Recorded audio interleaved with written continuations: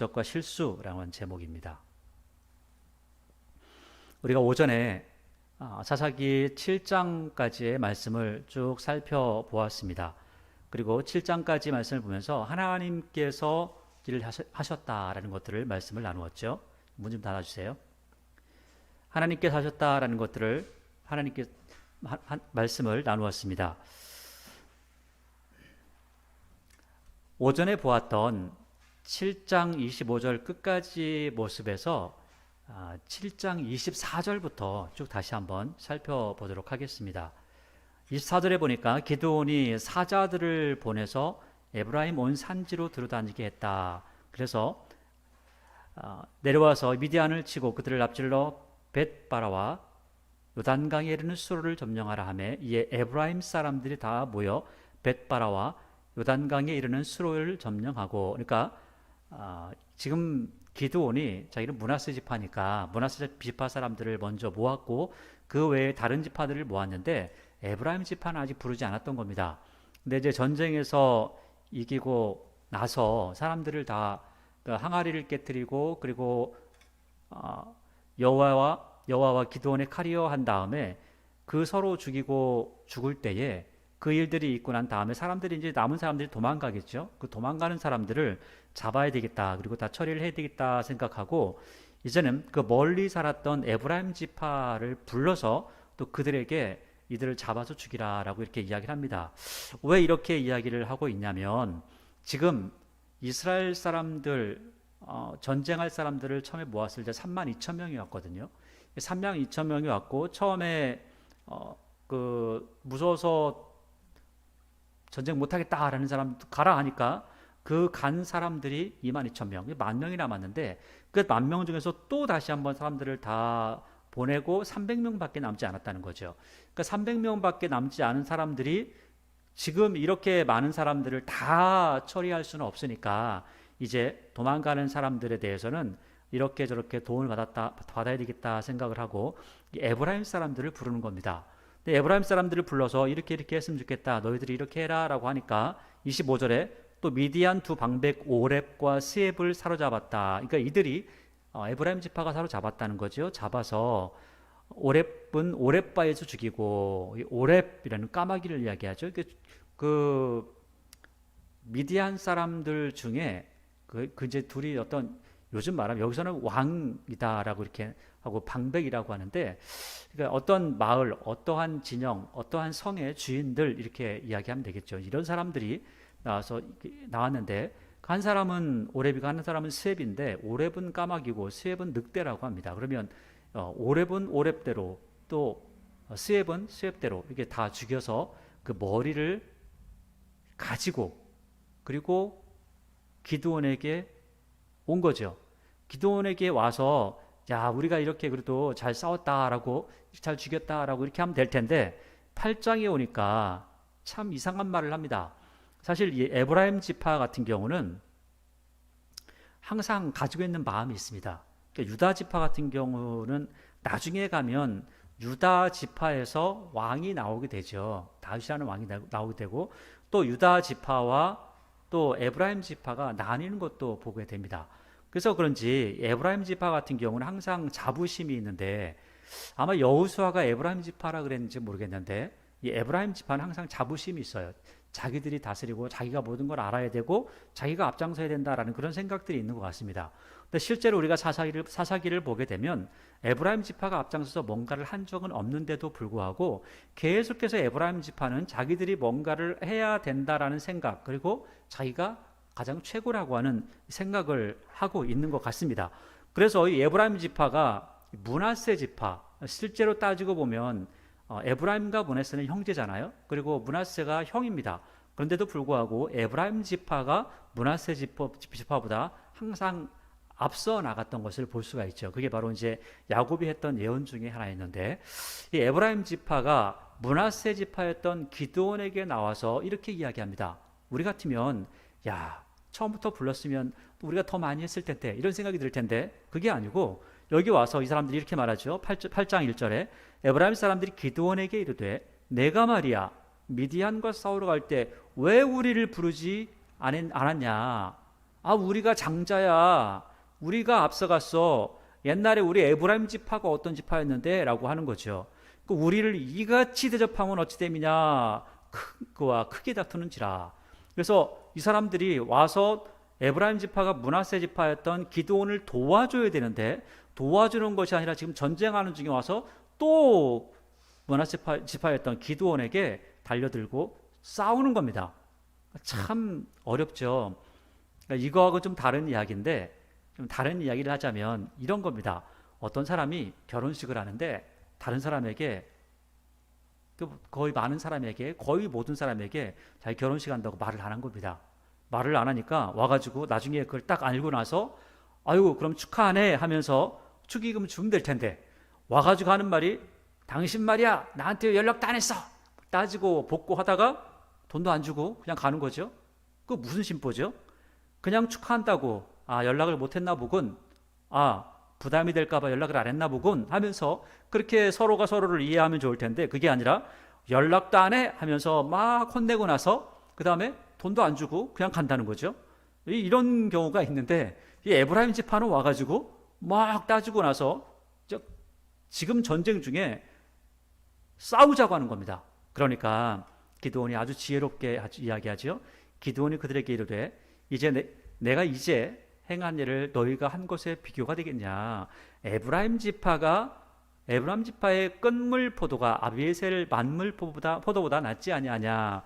그러니까 모든 이 곡물도 그렇고 과일도 그런데 가장 처음 나는 게 맛있습니다. 무화과도 마찬가지로 처음 난 게 맛있습니다. 제일 마지막에 난 거는 끝물이죠. 우리가 고추를 따도요, 제일 처음 딴 게 좋습니다. 마지막에 딴 거는 다 별로 안 좋습니다. 그래서 뭐 희날이 진다, 마를 때도 별로 안 좋다, 뭐 그런 이야기를 하는 거죠. 별로 이렇게 모양이 잘 나오지 않는 겁니다. 그러니까 에브라임 지파가 제일 마지막에 딴 포도가 아비에셀 집안에 가장 먼저 딴 포도보다 훨씬 좋지 않냐. 너네들이 한 일이 더 큰 일이야. 이렇게 칭찬을 하죠. 그러니까는 그 사람들이 그래, 알았어. 그럼 우리가 역시 큰 거야. 우리가 최고야. 라고 하면서 그렇게 싸우지 않았다라고 하는 거죠. 근데 지금 에브라임 지파가 여기서만 그러는 것이 아니라 나중에 계속 가서 이런 짓을 합니다. 자기가 뭔가를 하지도 않으면서 가가지고 큰 소리만 칩니다. 근데 이게 나중에 왕정시대까지도 계속됩니다. 계속 돼가지고 나중에 선지자가 이것을 나무랍니다. 에브라임 지파, 너네 너무 교만해. 나무라는 모습을 보게 되는데, 거기 가서 나무람을 꾸지람을 받는 것뿐만 아니라 나중에 입다 시대에 가면 입다가 화나 있는데 또 이하고 똑같이 하다가 입다한테 굉장히 많은 사람들이 죽는 것도 볼 수가 있습니다. 교만하면 안 된다는 거죠. 또 어찌됐든 간에 오늘 기드온은 지혜로운 말 한마디로 모든 상황을 이겨나갑니다. 3절에 보니까 하나님이 미디안 방백 오렙과 스앱을 너희 손에 넘겨주셨으니 내가 한 일이 어찌 등이 너희가 한 것에 비교가 되겠냐 하니라. 기드온이 이 말을 하며 그때 그들의 노여움이 풀리니라. 아니 노여울 할 것도 없는데 노여하고 그것도 가서 그냥 이렇게 저렇게 해가지고 아부성 발언을 하니까 그때서 또 노여움이 풀리고, 이게 참 문제입니다. 교만한 사람은요 작은 일에도 이렇게 노여합니다. 잘못된 겁니다. 겸손해야죠. 4절에 기드온이 그와 함께한 300명이, 그러니까 기드온은 아직도 300명과 함께하고 있죠. 한 사람도 죽지 않고, 그리고 자기는 뭔가를 하지도 않았는데 자기들끼리 싸우고 죽고 자기들끼리 도망가고 이런 일들이 벌어지면서 또 사람을 보내가지고 에브라임 지파를 부르니까 에브라임 지파가 또 사람들을 죽이고 이런 전쟁에서 이기는, 그런데 이 모든 일들을 하는 걸 보니까 사람이 해가지고 이렇게 된 게 아니었구나, 하나님께서 하신 거였구나 라고 하는 것을 보게 되는 거죠. 그래서 4절에 기드온과 그와 함께한 300명이 요단강에 이르러 건너고 비록 피곤하나 추격하며, 그러니까 지금 그 이스라엘 평지, 여러분들이 잘 알고 계시는 모레산 또는 저쪽 끝에 바다 쪽 지중해 쪽으로 보면 그 갈멜산이라는 데가 있습니다. 이제 그쪽부터 계속해서 평야가 계속되는데 그것을 이스라엘 평지라고 하죠. 그 이스라엘 평지에서부터 시작해서 요단강까지 온 겁니다. 굉장히 먼 거리입니다. 그래서 굉장히 먼 거리를 와서 요단강을 건넙니다. 건너면 건너서 쭉 올라가면 약복강으로 올라가는 겁니다. 근데 약복강으로 올라가기 전에 숫곳이라는 것이 있는 것이죠. 숫곳이라고 하는 것은 오두막집이다라고 하는 뜻을 가지고 있는데, 이 숫곳 아마 오두막집이 참 많았나 봐요. 사람 살기 참 좋았던 곳인 것 같습니다. 5절에 그가 숫곳 사람들에게 이르되 나를 따르는 백성이 피곤하다. 청하건대 그들에게 떡덩이를 주라. 나는 미디안 왕들의 세바와 살문나의 뒤를 추격하고 있노라. 아하, 아까는 미디안 방백이었던 오렙과 스웹도 있었는데 세바와 살문나도 있구나 라는 것들을 이야기하고 있는 거죠. 그런데 6절 보니까 숫곳의 방백들이 이르되 세바와 살문나의 손이 지금 내 손 안에 있다는 거냐? 어찌 우리가 내 군대에게 떡을 주겠느냐 하는지라. 이게 무슨 말이냐면, 지금 숫곳 사람들이 봤거든요. 세바와 살문나가 도망갈 때 최소한 누구보다는 많다? 기드온의 300용사보다는 훨씬 많더라는 거예요. 훨씬 많은 사람들이 그 모양이 어땠건 간에 그 길을, 요단강을 건너 쭉 지나가는 것을 봤는데, 아니 보니까 300명밖에 안 되는 사람들이 와가지고 하는 말이, 야, 세바와 살문나 우리가 다 죽일 거니까, 우리 다 끝장낼 거니까, 지금도 전쟁 다 이기고 왔으니까 우리한테 먹을 것 좀 줘라 하니까, 이쪽 숫곳 사람들이 보기에 말도 안 되는 소리 하고 있네. 여러분, 지금 이 전쟁이요, 잔당들을 처리하러 가는 기드온의 모습만 보고도 사람들은 이렇게 평가를 합니다. 말도 안 되는 소리. 니들이 어떻게 이겨? 그런데 하나님께서 처음에 기드온과 하나님과 기드온의 용사여 하면서 외쳤을 때 그 사람들이 얼마나 더 많았어요? 그 많은 사람들이 있을 때는 더 말도 안 되는 소리였다는 거죠. 도망가는 사람만 보고도 사람들이 말하기를, 에이 말도 안 되는 소리, 야 니 도와줬다가 우리가 세바와 살문나한테 죽으라고? 말도 안 되는 소리 하고 있어. 이렇게 하고 있다는 거죠. 6절에 숫곳의 방백들이 이르되 세바와 살문나의 손에 지금 내 손 안에 있다는 거냐? 어찌 우리가 내 군대에게 떡을 주겠느냐? 너한테 주고 우리 죽으라고? 이렇게 이야기하는 거죠. 7절에 기드온이 이르되 그러면 여호와께서 세바와 살문나를 내 손에 넘겨주신 후에 내가 걔들 죽인 다음에 내가 들가시와 찔레로 너희 살을 찢으리라 하고 거기서 분우엘로 올라갑니다. 지금 지쳐서 힘들어서 죽겠는데 다시 또 분우엘로 올라가는 겁니다.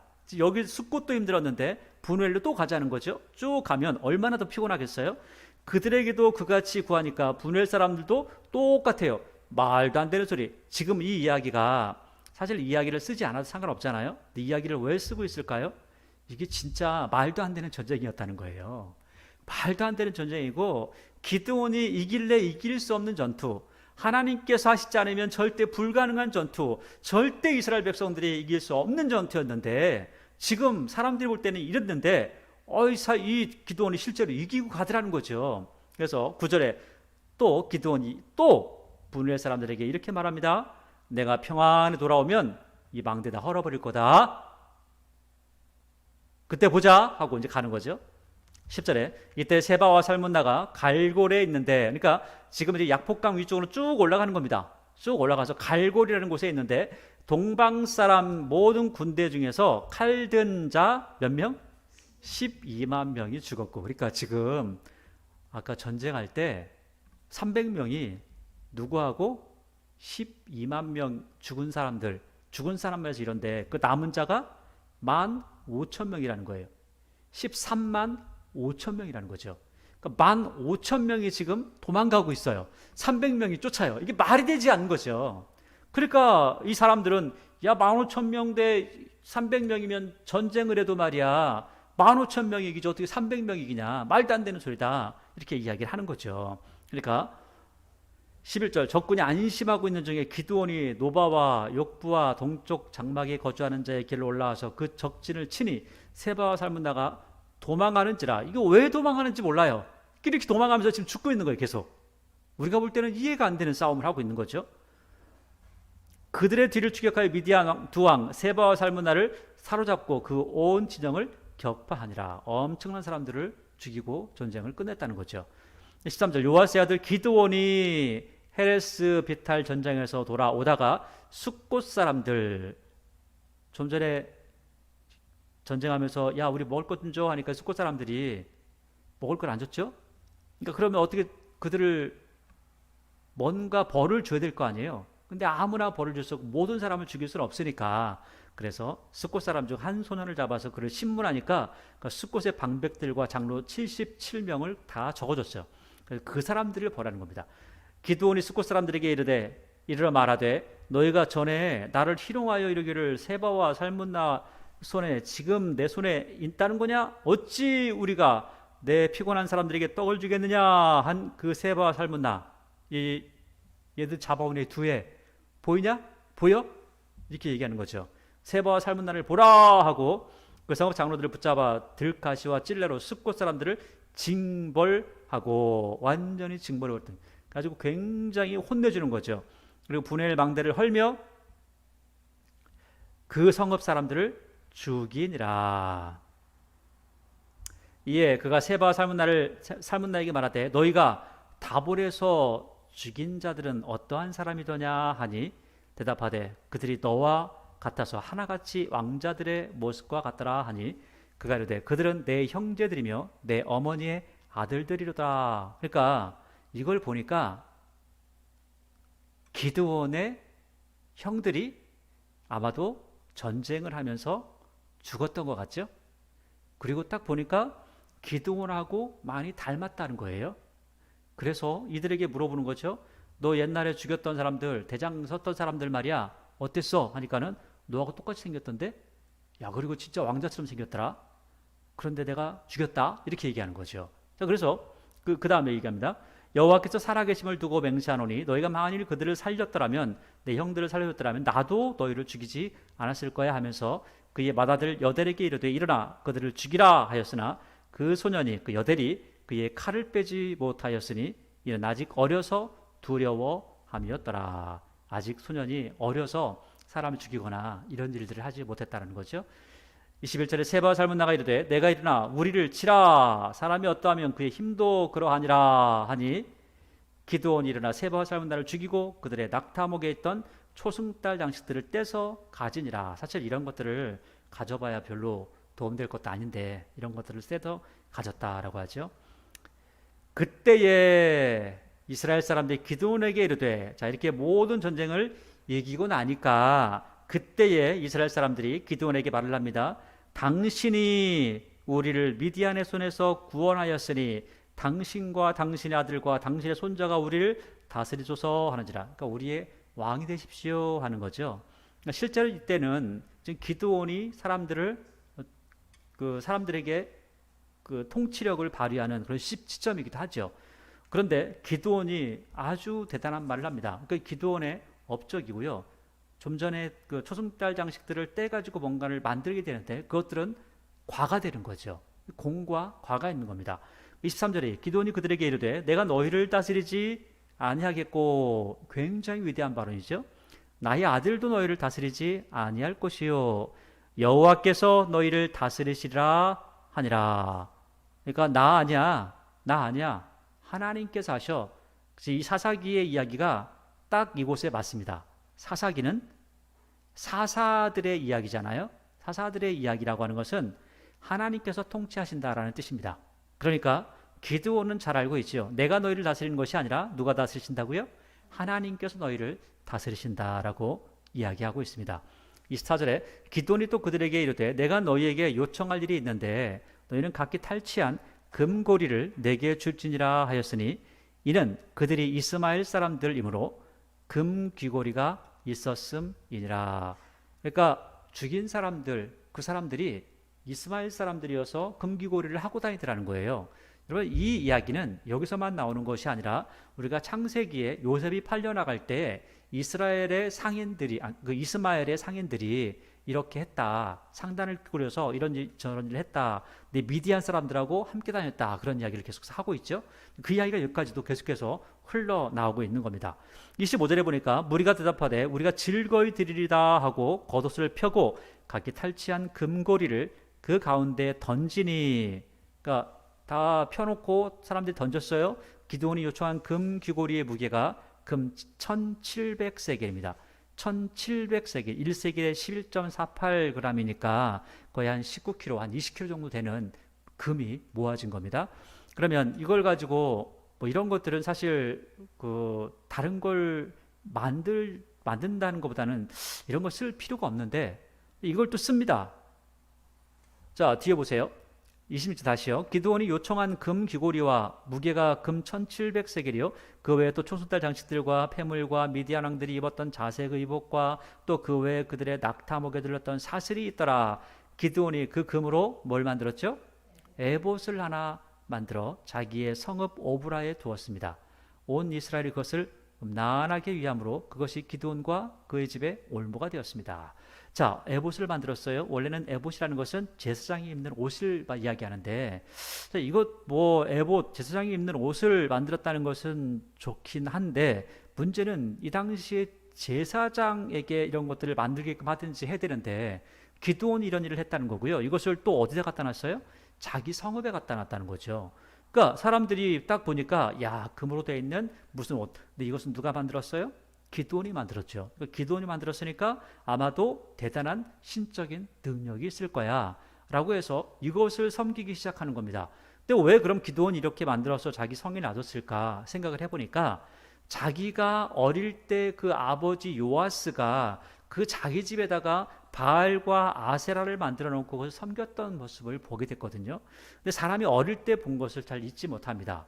사람이 어릴 때 했던 행동들을 나중에 나이가 먹으면 다시 그쪽으로 가는 것을 보게 됩니다. 그래서 어릴 때 신앙을 가졌던 사람들은 나중에 다시 신앙으로 돌아가고 또 어릴 때 신앙이 아닌 다른 것들 같은 사람은 자꾸만 그쪽으로 가려고 하는 회귀성이 있다고 하는 거죠. 그래서 우리가 우리 자신을 계속해서 뒤돌아보고 하나님 말씀을 우리를 점검해야 될 필요가 있다는 겁니다.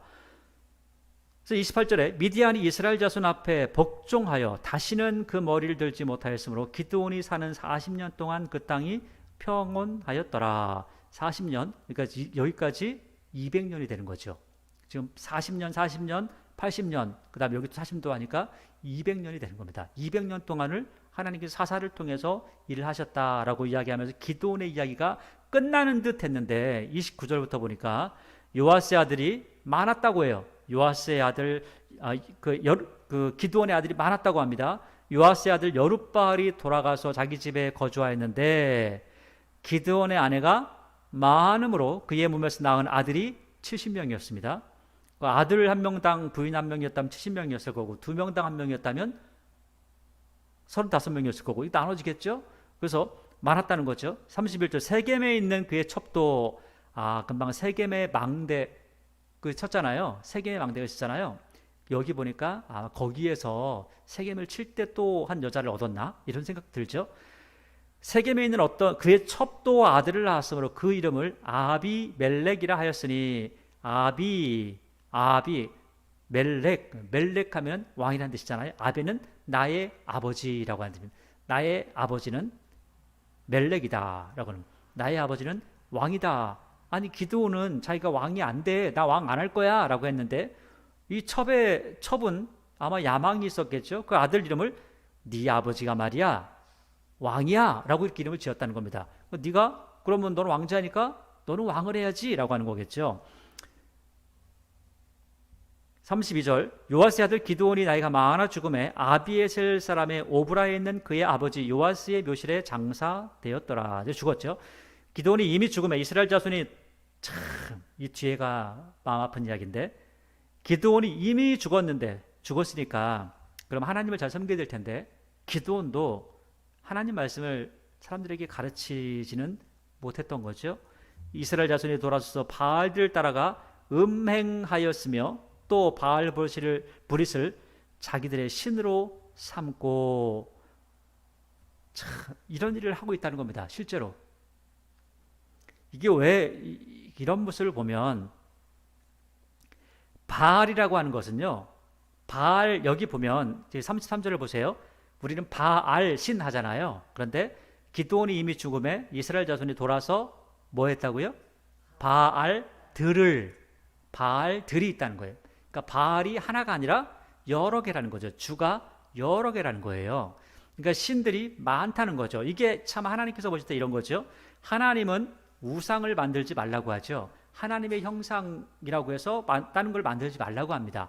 그러니까 왜 만들지 말라고 하냐면 하나님의 형상을 만드는 순간 하나님을 보는 것이 아니라 그 그 우상만, 그 형상만 보기 때문에, 그것이 하나님이라고 아예 규정 지어버리기 때문에 그렇습니다. 그래서 우상을 만들지 말라, 형상을 만들지 말라라고 하니까 사람들은요, 뭔가 형상이 있으면 멋있어 보이는 거예요. 형상이 없으면 아무것도 아닌 것처럼 보이는 거죠. 그래서 따라갔다는 게 뭐냐면 바알 브릿이라고 하는 신입니다. 바알 브릿. 여러분, 하나님, 우리가 믿는 하나님은 우리에게 뭘 주셨어요?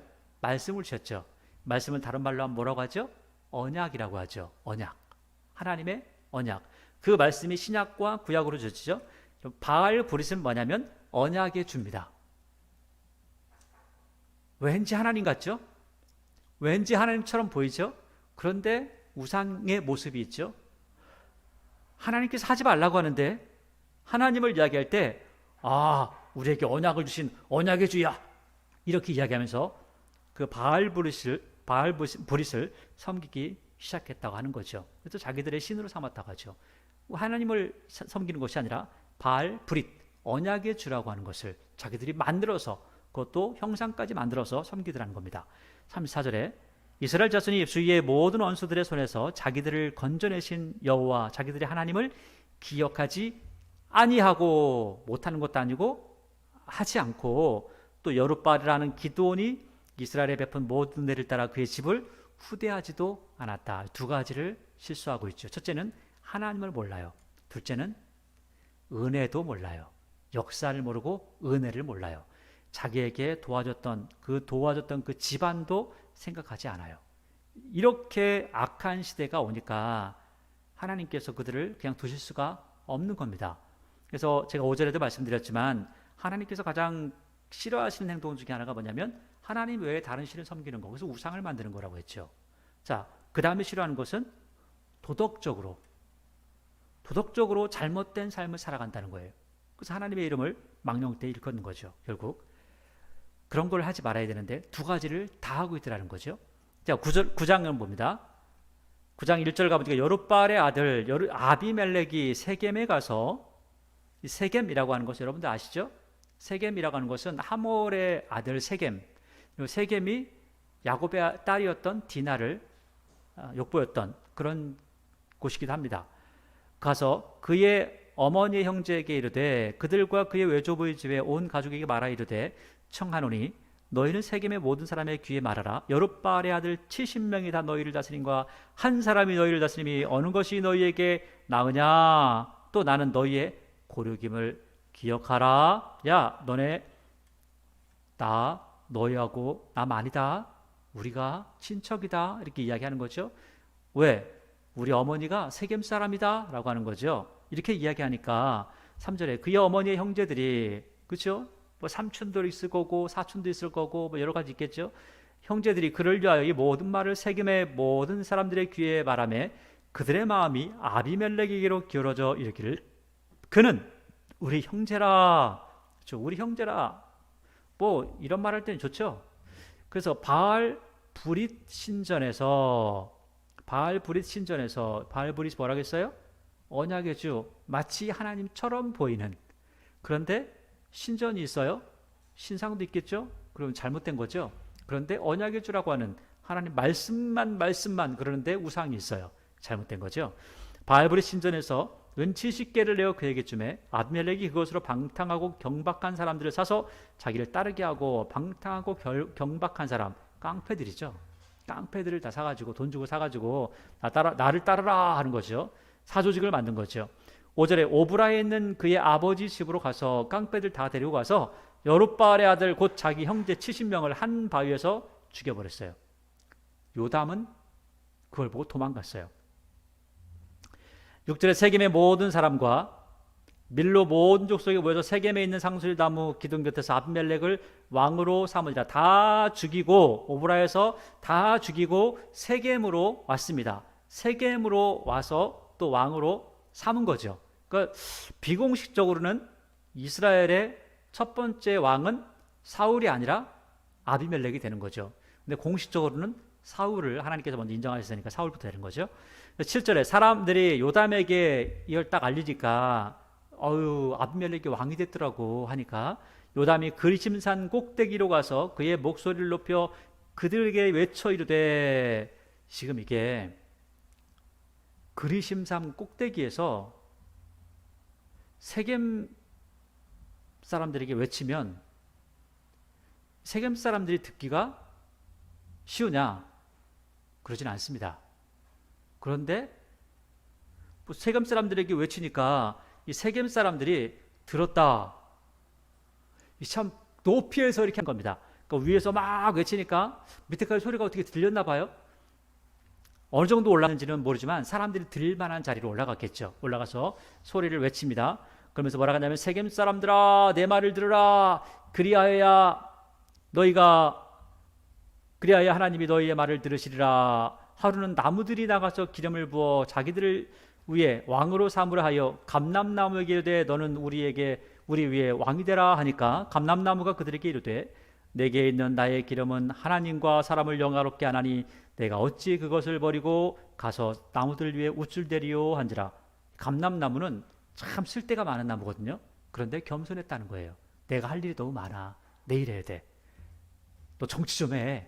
아니야. 내가 할 일이 너무 많아. 이렇게 하는 거죠. 10절에 사람들이 또 무화과 나무에게 이르되, 너는 와서 우리 위에 왕이 되라 하매, 무화과 나무가 그들에게 이르되, 나의 단 것과 나의 아름다운 열매를 내가 어찌 버리고 가서 나무들 위에 우쭐대리요 한지라. 그러니까 내가 정치하면 내가 지금 하는 일을 어떻게 하라고 하는 거죠. 12절 나무들이 또 포도나무에게 이르되, 너는 와서 우리 위에 왕이 되라 하매, 포도나무가 그들에게 이르되, 하나님과 사람을 기쁘게 하는데 내 포도주를 내가 어찌 버리고 가서 나무들 위에 우쭐대리요 한지라. 정치는 정말 쓸만한 사람들은 안 하는구나, 이렇게 얘기하죠. 그 다음에 14절 보니까, 이에 모든 나무가 가시나무에게 이르되, 너는 와서 우리 위에 왕이 되라 하니까 가시나무가 이렇게 얘기하죠. 가시나무가 나무들에게 이르되, 만일 너희가 참으로 내게 기름을 부어 너희 위에 왕으로 삼겠거든 와서 내 그늘에 피하라. 그리하지 아니하면 불이 가시나무에서 나와서 레바논의 백향목을 사를 것이니라 하였느니라.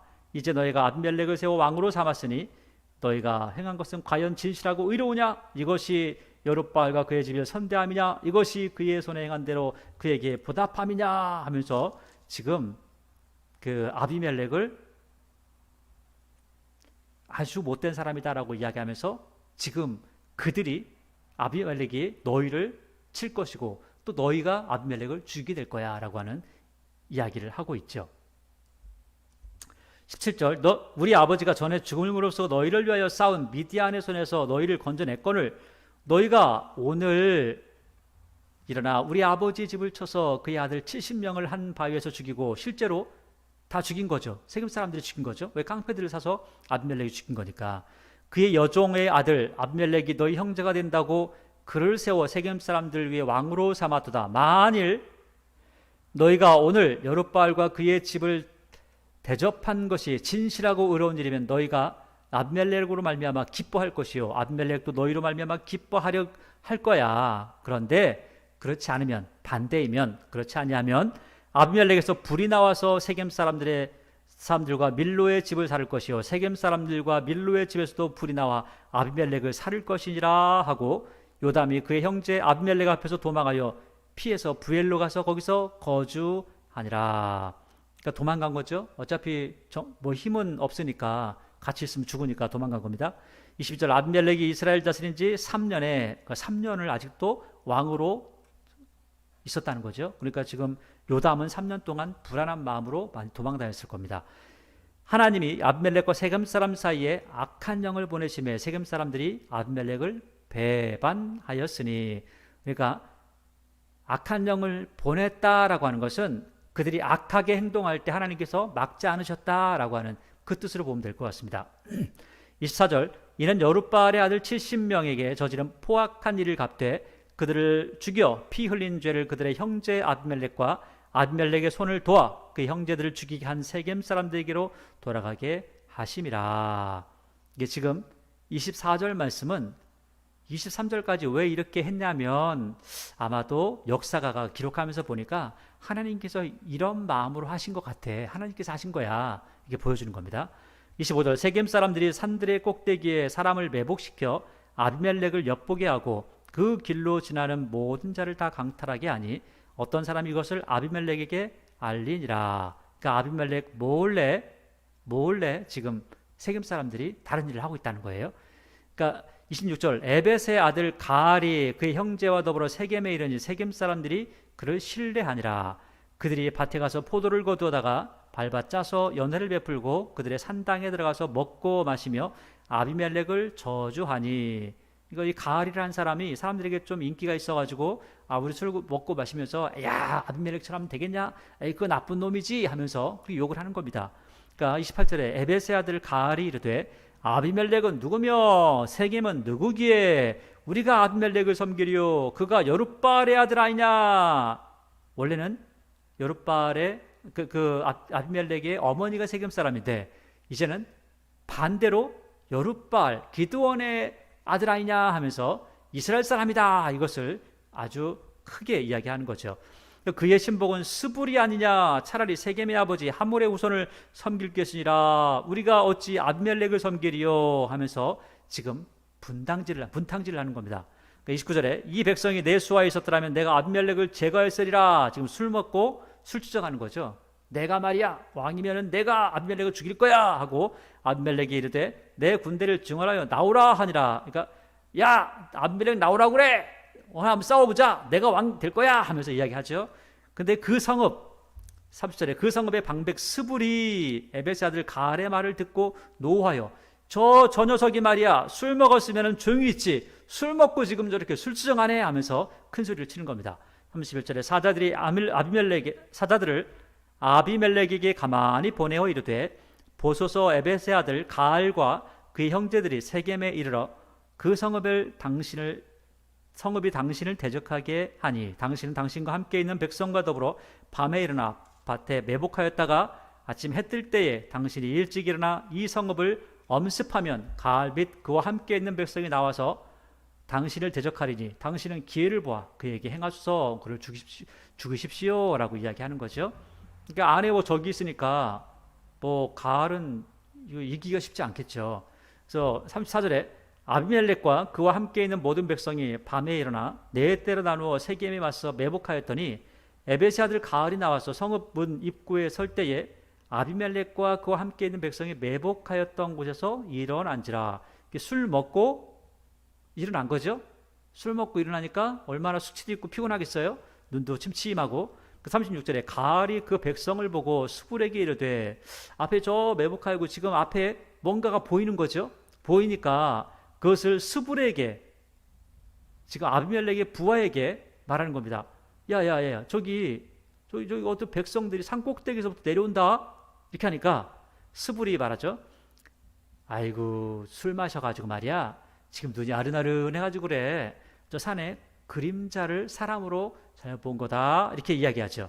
그러니까 다시 또 이제 가알이 눈을 막 비비고 그리고 다시 술 좀 물 한 잔 마시고 다시 또 봅니다. 그러니까 가알이 또 이야기하죠. 37절에 가알이 다시 말하 이르되 보라 백성이 밭 가운데 따라 내려오고 또 한때는 모느님 상수리 나무 길을 따라온다 하니까 스불이 이제 그때서야 딱 말을 합니다. 스불이 그에게 이르되 너 어제 말하기를 아비멜렉은 누구냐 우리가 왜 걔를 섬기냐 그 입이 이제 어디냐 이들은 내가 없인 여기던 그 백성이 아니냐 청하노니 내가 나가서 그들과 싸우리라 하니까 가알이 세겜 사람들보다 앞서가서 나가 아비멜렉과 싸우다가 그러니까 지금 야야 너 어제 그래 말했잖아 그러니까 싸워봐 그리고 네가 이겨 네가 왕돼 하니까 부추기니까 나가서 싸우다가 40절 아비멜렉이 그를 추격하니 그 앞에서 도망하였고 부상하여 엎드린 자가 많아 성문 입구까지 이르렀더라. 아비멜렉은 아루마에서 거주하고 스불은 가알과 그의 형제들을 쫓아내어 세겜에서 거주하지 못하게 하더니 결국은 또 쫓아냈다는 거죠. 술 먹고 술 주정하다가 결국 이런 일을 당했다. 근데 지금 중요한 것은 누구 한 사람 쫓아내고 그런 문제가 아니라 세겜성이 배반했기 때문에 이제는 아비멜렉과 세겜이 굉장히 좋지 않은 관계가 되었다. 예전에는 거기서 왕이 됐는데 지금은 안 좋은 관계가 되었다라는 것들을 이야기하죠. 그래서 42절 이튿날 백성이 밭으로 나오매 사람들이 그것을 아비멜렉에게 알리니라. 아비멜렉이 자기 백성을 세 무리로 나누어 밭에 매복시켰더니 백성이 성에서 나오는 것을 보고 일어나 그들을 치되 아비멜렉과 그 때는 돌격하여 성문 입구에 서고 두 무리는 밭에 있는 자들에게 돌격하여 그들을 죽이니 아비멜렉이 그날 종일토록 그 성을 쳐서 마침내는 점령하고 거기 있는 백성을 죽이며 그 성을 헐고 소금을 뿌리니라. 세겜을 완전히 초토화시켰다는 거죠. 자기를 왕으로 삼은 데인데 46절 세겜 망대의 모든 사람들이 다 초토화시켰는데 세겜 망대의 모든 사람들이 이를 듣고 또 세겜 망대에 또 있다고 그러죠. 그러니까 세겜이 보니까 세겜이라는데 지금 한 군데에서 망하면 끝나는 것이 아니라 세겜이라는 동네가 세겜이라는 곳에 동네가 여기도 있고 여기도 있고 여기도 있고 여러 군데가 있다라는 것들을 이야기하고 있는 거죠. 그래서 46절에 망대라고 했는데 망대라고 하면은 큰 곳을 이야기하지 않죠. 근데 이 망대를 번역이 그래서 그런데 사람들이 굉장히 많이 올라가 있습니다. 그래서 이 망대, 그래서 이 46절을 보게 되면 세겜 망대라고 하는 것보다 어떤 높은 곳 이렇게 번역하면 좋을 것 같아요. 높은 곳에 있는 마을 정도. 모든 사람들이 이를 듣고 엘브릿 신전의 보루로 들어갔다. 바알브릿, 엘브릿 이렇게 하는데 엘브릿 그러니까 언약의 주인, 언약의 하나님 뭐 이런 뜻이거든요. 똑같은 곳을 이야기합니다. 신전에 보루로 들어갔더니 최후의 보루 할 때 이 보루로 들어갔다. 이것도 마찬가지예요. 여기도 한 수 사람 들어갈 수 있는 것이 아니라 굉장히 많은 사람들이 갈 수 있는 곳이라는 거죠. 그래서 47절 세겜 망대에 모든 사람들이 모인 것이 아비멜렉에게 알려짐에 모든 사람들이 세겜 망대에 들어갔다는 거예요. 그래서 48절 아비멜렉이 그와 함께 있는 모든 백성이 살몬산에 오르고 아비멜렉이 손에 도끼를 들고 나뭇가지를 찍어 것을 들어 올려 자기 어깨에 메고 그와 함께 있는 백성에게 이르되 너희는 내가 행하는 것을 보나니 빨리 나와 같이 행하라 하니 모든 백성들도 각기 나뭇가지를 찍어서 아비멜렉을 따라 보루 위에 놓고 그것들을 얹혀있는 보루에 불을 놓으니 세겜 망대에 있는 사람들이 다 죽었으니 남녀가 약 1000명이라. 세겜 망대에 사람이 1000명이죠. 그러니까 망대 조그만 곳이 아니라 어떤 그런 성처럼 큰 데였다는 것을 이야기하죠. 그러니까 불을 놔서 1000명이 죽었다. 굉장히 잔인한 이야기지만 이렇게 서로 보복하고 결국은 서로가 죽이는 관계가 되었다. 안 좋은 관계가 되었다라고 이야기를 하죠. 그리고 나서 50절에 아비멜렉이 데베스에 맞서 진을 치고 그것들을 점령했습니다. 여기도 치려고 하는 거죠. 그래서 51절 성읍 중에 견고한 망대가 있으므로 성읍 백성의 남녀가 모두 그리로 도망하여 들어가서 문을 잠그고 망대 꼭대기로 올라간지라. 이 망대라고 하니까 우리나라 망대하고는 좀 다른 부분을 이야기하고 있는 겁니다. 그러니까 아비멜렉이 망대 앞에 이르러서 공격하여 망대 문에 가까이 나가서 그것을 불사르려고 똑같이 세겜하고 똑같이 불사르려고 딱 가서 불사르려고 했는데 53절에 한 여인이 맷돌 윗짝을 아비멜렉의 머리 위에 내려 던져 그의 두개골을 깨트리니 보세요. 한 여자가 맷돌 윗짝을 위에서 던졌습니다. 세겜 망대 위에서 돌을 던진 거예요. 자, 그런데 맷돌 윗짝을 던질 정도면 한번 맷돌 윗짝 한번 들어보셨나요? 그 어처구니 잡고 이렇게 맷돌 윗짝을 돌려보긴 하셨나요?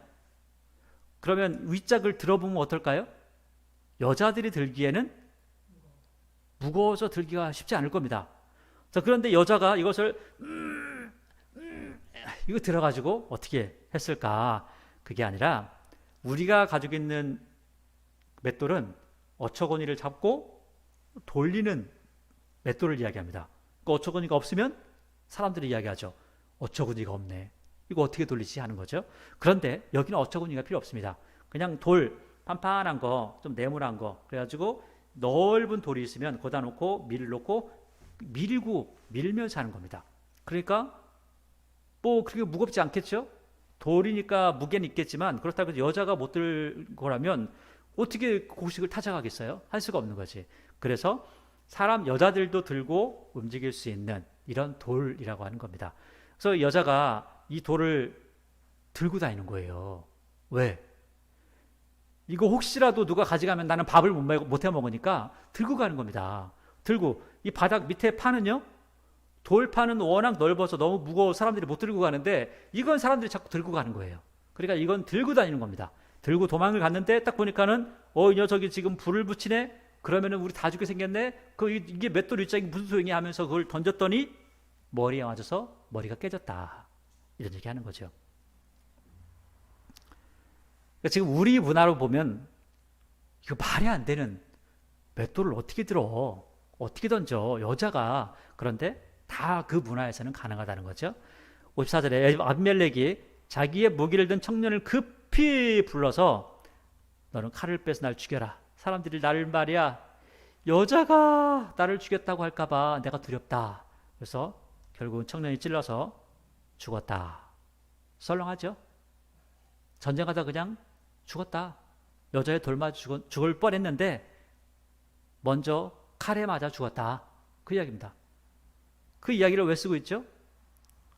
결론은요. 56절부터 결론입니다. 55절 먼저 보니까 이스라엘 사람들이 아비멜렉 죽은 것을 보고 각각 자기 처소로 떠나갔더라. 한 사람이 죽으니까 모든 조직은 와해가 됐다. 끝났다라고 또 이야기하고 그러면서 56절부터는 아비멜렉이 그의 형제 70인을 죽여 자기 아버지에게 행한 악행을 하나님이 이같이 갚으셨고 역사가 보니까 왜 이렇게 이런 일들이 벌어졌냐면 왜 아비멜렉이 3년 동안 왕하고 이렇게 고생하다 결국은 돌에 맞아 죽을 수밖에 없었냐면 이 사람이 못된 짓을 해가지고 자기 아버지하고는 똑같이 살지 않더라. 하나님 뜻대로 살지 않더라. 그래서 죽은 거야. 자꾸 악한 일하고 또 다른 사람들하고 야합하고 결국 사람들을 잔인하게 죽이고 그게 바로 그 사람이 한 일이다 보니까 이렇게 망할 수밖에 없더라라고 하죠. 그러면서 또 이야기해요. 57절 또 세겜 사람들의 모든 악행을 하나님이 그들의 머리에 갚으셨으니 여룻바알의 아들 요담의 저주가 그들에게 응한 거야. 결국은 하나님께서 기드온과 함께 하셨던 것처럼 이스라엘 백성들과도 하나님께서 늘 함께 하시기 때문에 결국은 하나님의 공의가 이루어져 가는 과정이 아비멜렉이 왕이 되었다 할지라도 하나님의 공의가 이루어지는 것이고 어떤 사람이 그 자리에 있다 할지라도 하나님의 공의가 계속해서 이루어지고 있다라는 것들을 이야기하고 있는 겁니다. 오늘 이야기는 하나님께서 기드온을 통해서 놀라운 역사를, 놀라운 전쟁을 승리하게 하셨다라고 하는 것을 이야기하면서 그 뒤에 그냥 도망가는 사람들 15,000명만 보고도 사람들이 볼 때 야, 저 15,000명을 300명 이겼다고?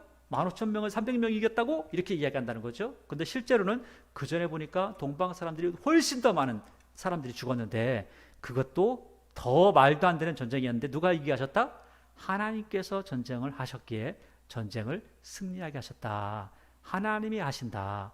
근데 가장 큰 문제는 뭐냐면 하나님이 무엇을 원하시는지 공부하지 않는 게 문제입니다.